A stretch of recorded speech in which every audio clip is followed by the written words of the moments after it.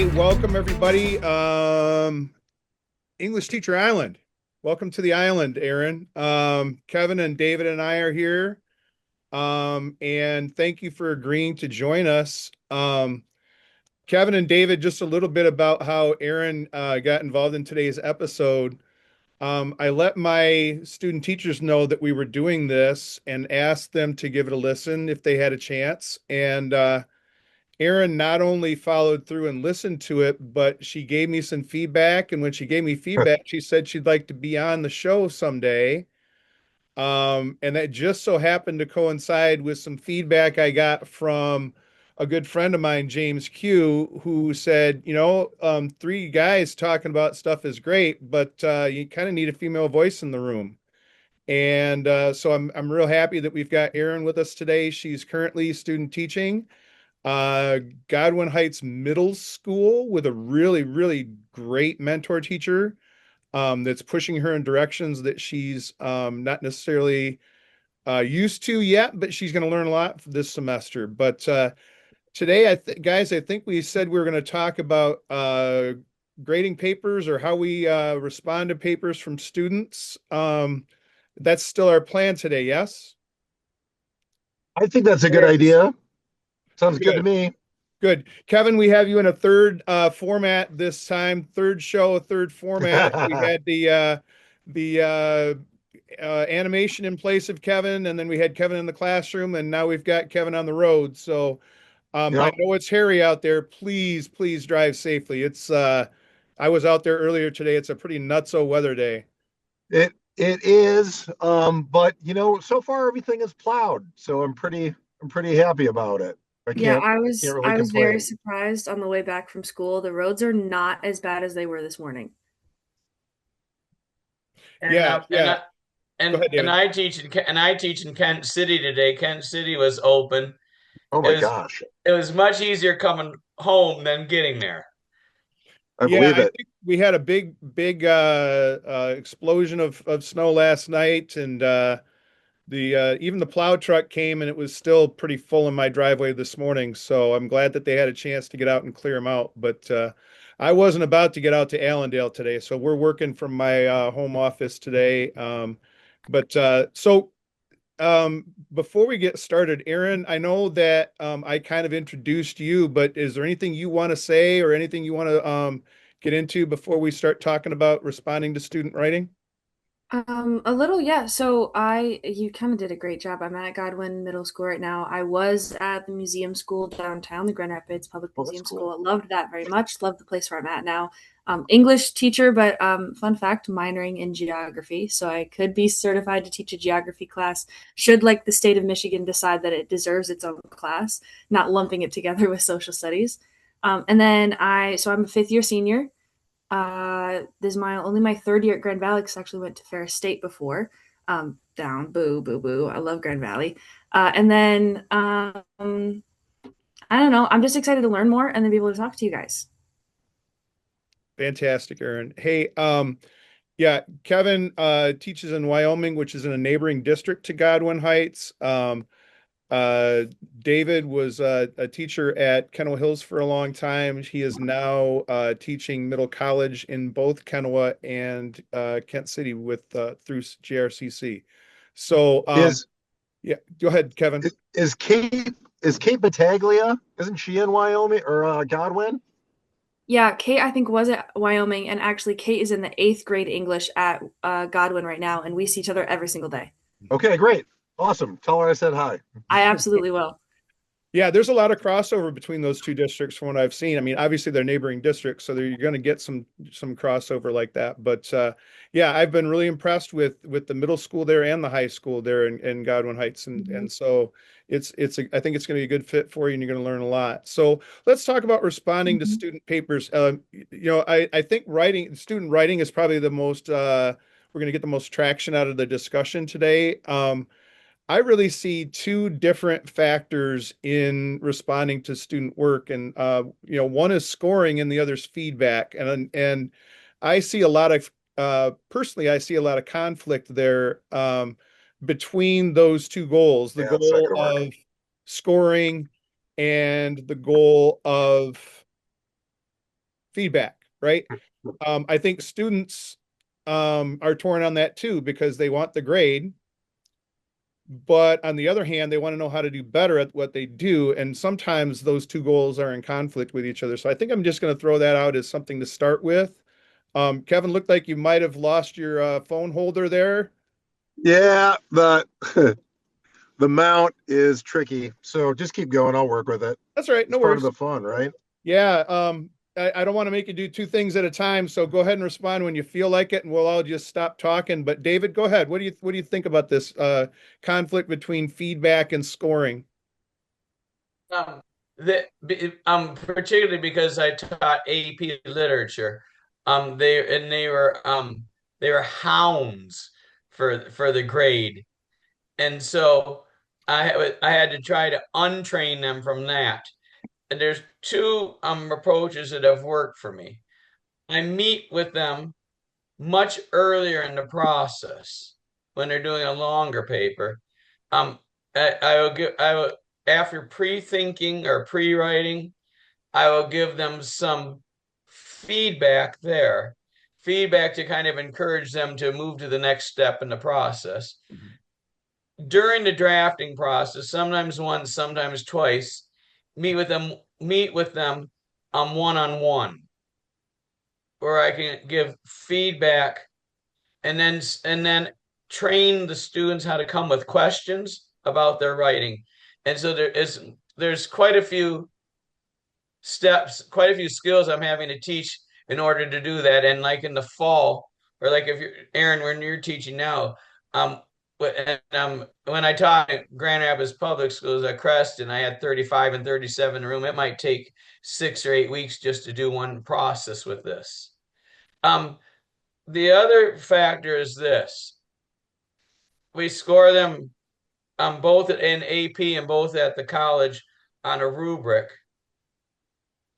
And as I'm giving instruction, I'm I'm giving mentor text, either of what students have written or what I've had to write, is because I don't have that material yet. Of okay, this is what that score looks like. This is what this score looks like. It is a tremendous undertaking for the teacher Mhm. to do this preparation. Yeah, and the thing And about it too, I don't David, know that is there's a simple way to do it. yeah, and I found a lot of the time um the scoring doesn't even come till the end, and the feedback is really part of the whole process. But um but there's still that number or that letter at the end. Um, have you gone to a more simplified system of feedback or scoring because of that, or does the rubric inform your feedback? How does that work for you, David? And then Kevin, if you want to chime in at that point too. In our case, the rubric does govern the feedback. David, I want to hear more about how do you train them to ask questions? We Like what does that look like? I'm interested in that too. so we the pieces that we are studying as a class is mentor texts. After we analyze like how the author puts that piece together, how the argument together, puts that narrative together, so forth. Then what question in this beginning here, what question would we want to ask the author? Well, they all sit there with blank faces. From this beginning, what do we learn? What do we learn about if it's a narrative, what do we learn about the character? In the argument, what do we learn about what the author believes or what the author's biases? And the exercise I did with my Kent City seniors this morning, the essay was 4 paragraphs long, and we spent 22 minutes today doing just this. Roy and Kevin and Aeryn, taking a look at these short sections of it, and then asking what question we ask. And then when I got them, then I put them into groups to develop as a each group a question. And then we got, well, was the author saying blah blah blah? So then it was a yes no question, which then said to me, um, we didn't quite get there yet. I'm gonna have to go and reteach so that they'll ask a more open-ended question. An more open-ended question like, um, well, why do you think the author began with these facts? So what I'm hearing is that it's a lot of scaffolding out, like the mental process, making that process of asking an effective, open-ended, like there's no right answer, but there's a litany of interpretations, making that process like visible. And then they get to the point where that feedback is a score within itself, and then of course they're going to get the score at the end. Okay. Beautifully Yeah, yeah, summarized. yeah. Thank you. David, which mentor text was it? Was it like an essay we would have heard of, or was it a previous student's essay? What we used today was an article out of Time magazine um, that was published in June of 2025 that said that basically the claim of the author, Andrew Chow is the author, was that, and I didn't even do the whole article with them because we were trying to do these small chunks. Students who use Chat GPT do not develop critical skills, critical thinking or critical reading skills. And I wanted to put that piece in front of them early in the course so that I can talk about the broader topic of how we are going to use AI You, in the you course. know what, David? I like that it's that article that you shared with them regarding AI, because I think that's the thing that's having the most impact on my college students when I talk about AI. It's not about the cheating aspect of it. It's not about the dishonesty about it. It's the fact that when you're letting the computer do your complex thinking for you, you're not building those mental muscles that you need, and you're not going to be able to do the stuff yourself, you know? And I bring up the idea of, you know, when I have my knee surgery this summer, I'm pretty sure I hope my orthopedic surgeon didn't chat GPT their way to their degree. Because, those things are important, you know? So, Aeryn, you've heard a lot so far. I kind of want the student perspective if you're ready to talk about that. Where has feedback helped you the most? How does scoring help? How does it get in the way? Now that you're kind of in that transitional period of moving from student to teacher, I mean, would you please share your thoughts so far? Yeah, of course. So I have two perspectives on it, right? As a student and as a burgeoning teacher, right? So as a student, I took AP Lit. I think I took every single English class in my high school. Like even I was an editor of the paper. Like I was the English nerd. That's what I was, okay? And when I was in high school, I got very well acquainted with the review process. Peer review, teacher review, self-review, the editing until you get a final product. And it like I enjoy writing, and so that was never hard for me. But where it was hard was when I went into like peer review or when I went to teacher review and then they ripped it to shreds.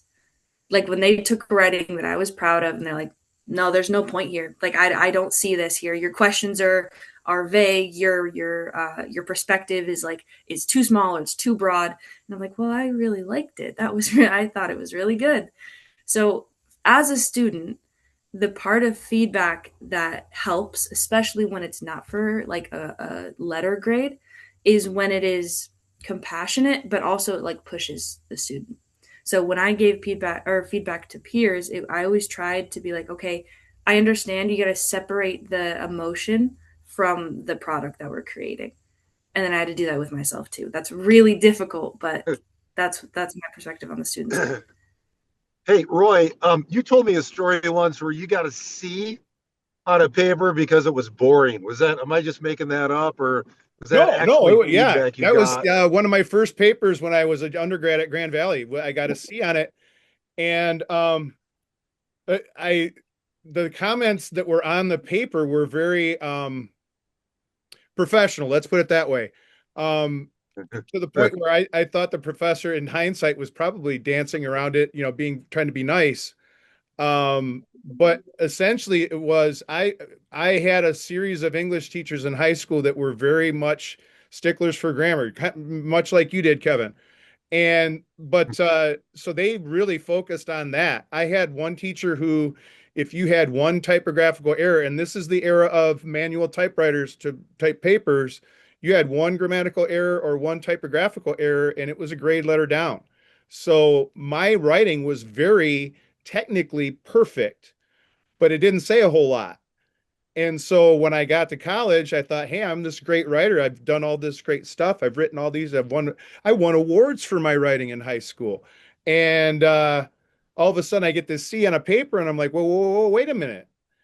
And, all of the feedback, the written feedback, I wasn't used to reading written feedback because why would I need to read the written feedback? Because I got an A on the paper. So I got this C and I'm looking at it and I'm like, what the heck? And I look at the feedback and it's all valid. And the one of the last comments was overall, this just wasn't a very interesting paper to read. And I thought, wow, thank you for your honesty, I guess. But I know that can kind of, I don't know, there's other writers that aren't quite as confident as me that might crush them. Aeryn, you mentioned Right. some emotional reaction to some feedback from peer review, and that can I've seen that get to where not to where there's a fist fight or anything, but it does get emotional in writing workshops sometimes when a kid comes in and they're wearing their Mhm. heart on their sleeve on a piece that they've written. um you know Aaron, it sounds to me like you had the mental fortitude to overcome that, but what would you suggest in a situation like that in peer review? What kind of guardrails or guidelines would you suggest in that situation to kind of avoid that emotional response? So as a student, always leading with the fact that you're not any better than the other person. Like you're just both students, and so you cannot take on the role of teacher. However, as a teacher, as the person who gave the assignment will be grading the assignment, like I had to just do this with assignments I graded last week for my new students, my middle schoolers. We had them make connections to a text. It had to be text to self, like completely unique. And some of the responses I got were so personal, like they were family oriented or stuff that they've been through, like very very traumatic for the students, but they were technically, or like they didn't meet the assignment, they were considered wrong. So I had to give them feedback on how to improve without saying wrong, fix this. Like it was very much thank you for your effort, thank you for being vulnerable. For number 2, can you go back through and rewrite this part? So it's like compliment sandwich kind of. That's what I usually use. Yeah. Yeah, and sometimes you want to take over the piece and you want to say, no, say it this way. But you can't really do Mhm. that because you need to build an autonomous writer. You need to build somebody who's not reliant on you. Maybe they're dependent on you, but not reliant on you to get words on the page. Yeah.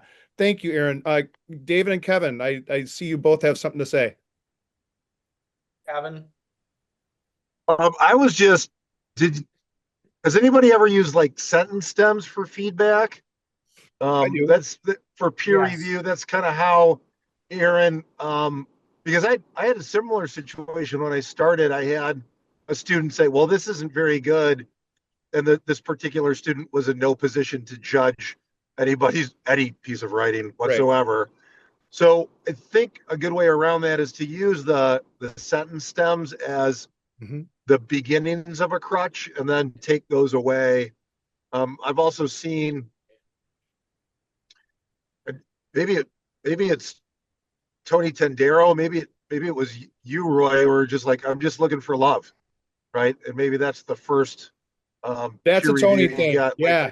That's yeah, Tony I only Tendero to the looking. heart. Yeah. Yeah, Tony was a big one on you don't want to kill the writer. Better to kill the writing than to kill the writer.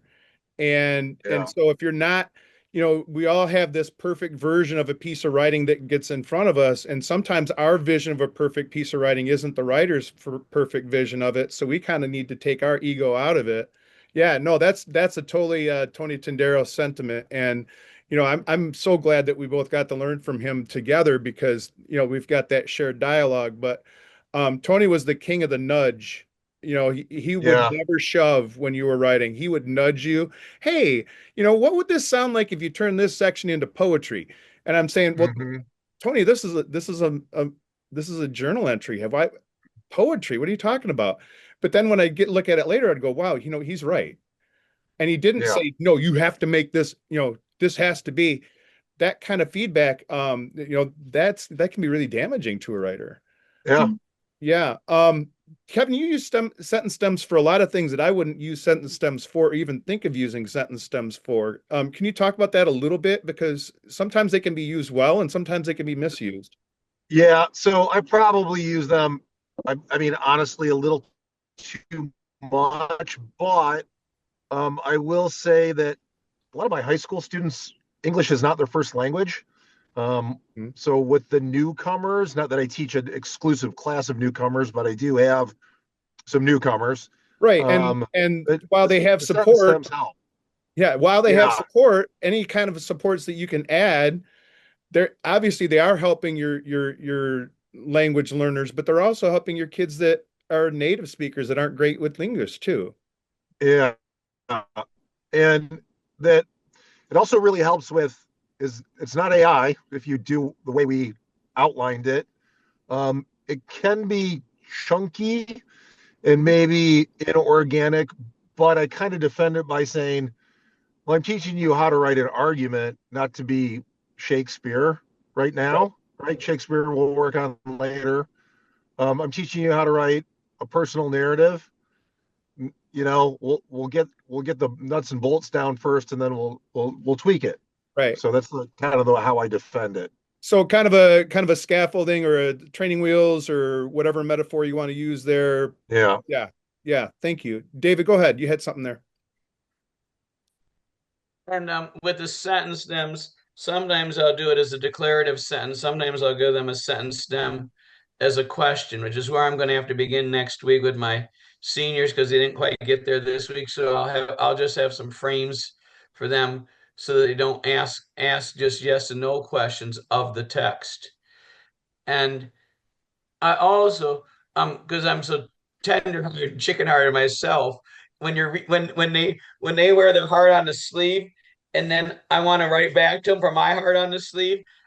Aeryn, I appreciate your point, and Kevin and Roy, that I have to remind myself I'm looking at this as a piece of writing, and so then I will take a look at what they can do with the writing, and then I'll have my sentence at the end there. Thank you for sharing a piece of your heart with me. Nice.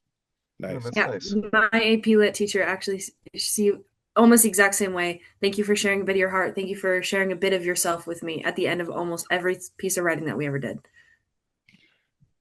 Thank you, everybody, so far. I think I want to shift things a little bit just because, Aeryn, in inviting you here, I asked you to come with some questions for us because, what better set of mentors could we get together for you as a, did you say burgeoning? I love that word. I, I do too. yeah, burgeoning English teacher. I call them fledglings, but I think burgeoning is better. It's a verb rather than an adjective. So, Aeryn, what questions do you have You for us in the time that we have left? Yeah. Okay, so one, we're working on vocab with the seventh graders. That's the only reason that burgeoning is top of mind. I would have also said like beginning or fledgling. So I'm going to credit my mentor teacher with that one. But questions for you guys when it comes to feedback slash scoring slash I don't know, giving a grade or assigning it to a student's work. I've always heard that English is one of those subjective areas. It is so subjective because everyone is at a different level. They come from different backgrounds. They're going to understand and approach an assignment differently. Mhm. Is there, okay, so two parts. A, are there any hard lines that you're not subjective on? It could be assignments, it could be like if you're a stickler for grammar, whatever it be. And then, second part to the question is when do you take subjectivity too far? Like when are you too lenient? And what can like I slash other teachers watch out for?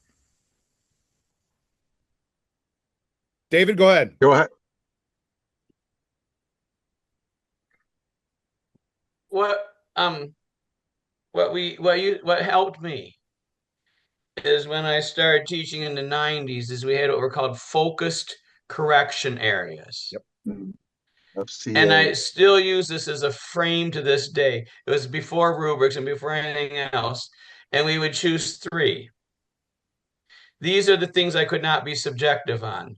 And when I was grading something like, because when I had, we had to have like word walls. Okay, so we had to do vocabulary.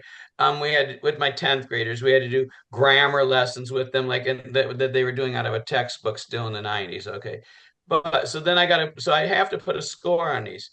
So my focus correction areas would be subject verb agreement.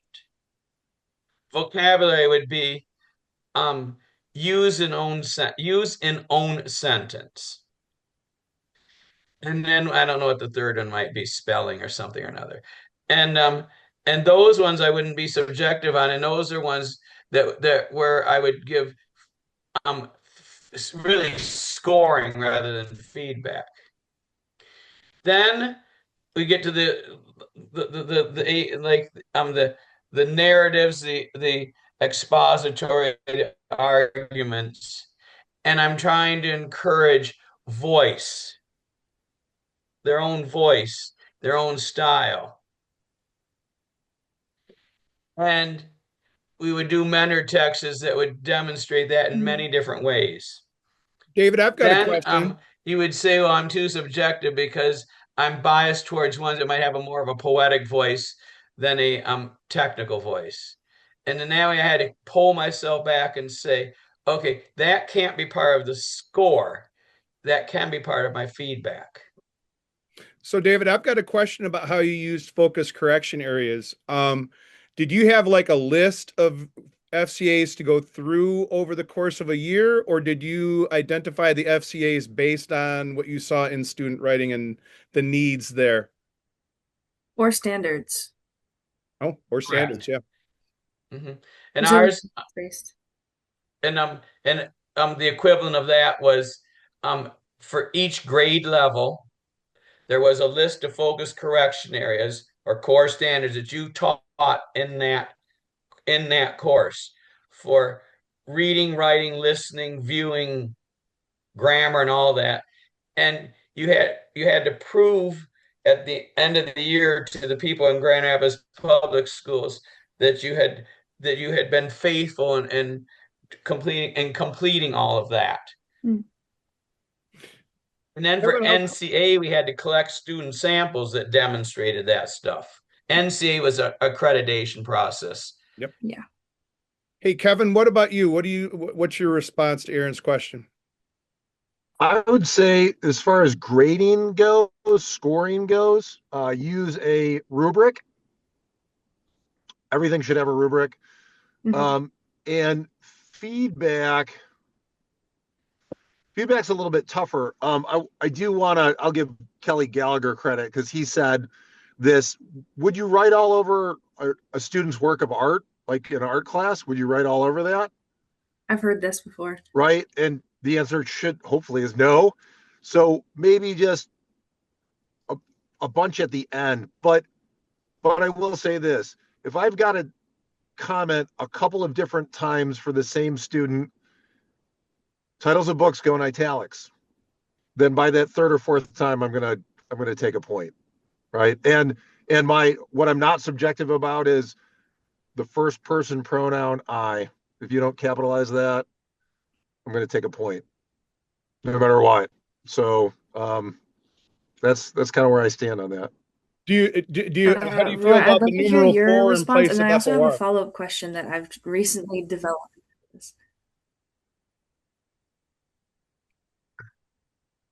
So I have a stock comment for that. Are you ready? Word for word. Use words for numbers 1 through 12 and numerals for numbers 13 and higher, and never start a sentence with a numeral.